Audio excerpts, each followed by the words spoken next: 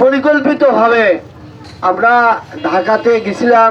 দারুল উলুম দেওবন্দের একজন আলেম, ওনার ভাইও দারুল উলুম দেওবন্দের ওস্তাদ, উনি মাওলানা সাদ সাহেবের সাথে দীর্ঘদিন নিজামুদ্দিনের মুকিম হিসেবে ছিলেন। উনি নিজে জামাত নিয়ে আসছিলেন। ঢাকা মগবাজার এলাকার যে সমস্ত মসজিদে গভীর রাত পর্যন্ত, রাত 2টা-3টা পর্যন্ত ওলামাদের মারার জন্য ষড়যন্ত্র এবং প্রস্তুতিমূলক ট্রেনিং চলতেছিল, 18 সালের 1 ডিসেম্বরের ঘটনার পরে ওই জামাত আসে এবং ওই সমস্ত মসজিদে রোগ দিয়েছিলেন কাকরাইলের মুরব্বীরা। শেষ শুক্রবার, শনিবারে ওনার কাকরাইল চলে আসেন, শেষ শুক্রবারে আমরা গেছিলাম। দীর্ঘ সময় একেবারে তোমার আগ থেকে নিয়ে আগান পর্যন্ত, এসা পর্যন্ত আমরা ছিলাম। অনেক কারগুজারি শুনেছি, যেটা মিডিয়ার মাধ্যমে না।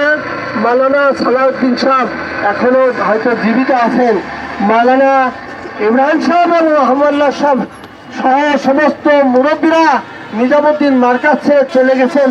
যে চক্রান্ত, মাওলানা সাদ সাহেবের এক ডাকু আছে, ডাকু বাবা সাইফুল, তিনি বাংলাদেশের ওয়ানে বেশি লাফালাফি ফালাফালি করে এদেরকে মারার জন্য, এদেরকে শাস্তি করার জন্য, ডান্ডা দিয়ে শাস্তি করার জন্য মাওলানা সাদ সাহেবের লাঠিয়াল বাহিনী ডাকু বাবা সাইফুল ট্রেনিং দিয়ে এই দেশে জামাত পাইছে 2018 সালে।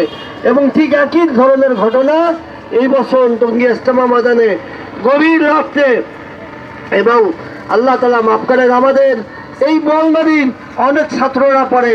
একজন ছাত্র গার্জিয়ান তার ছেলেকে আনতে দেয় আর্মি ক্যাম্পের উদ্দেশ্যে গত পরশুদিন, এবং সে যে সব ঘটনা দেখলো, এবং সেই ছাত্র নিজে মাত্র 10-12 বছর বয়স, নাজেরা পড়ে সে ঘুমন্ত অবস্থায় জেগে উঠছে এবং সমস্ত ছাত্রদের সামনে ওস্তাদদেরকে মারতে একেবারে মৃত অবস্থায় ফেলে রেখে চলে গেছে, এবং একজনকে তো গলা কেটে জবাই করছে। আল্লাহ তাআলা মাফ করেন। এই জন্য আল্লাহ তাআলা তাদেরকে জান্নাত নসিব করেন এবং তাদের শোক সন্তুষ্ট পরিবারস্থকে আল্লাহ তাআলা সান্ত্বনা দান করেন। আমরা এরকম এই থানার মধ্যে বিশেষ করে কেন্দ্রীয় মসজিদ সহ সমস্ত মসজিদে সাদ গ্রুপের কোনো কার্যক্রম করতে দেওয়া যাবে না। সবাই আল্লাহ তাআলা আমাদের তৌফিক দান।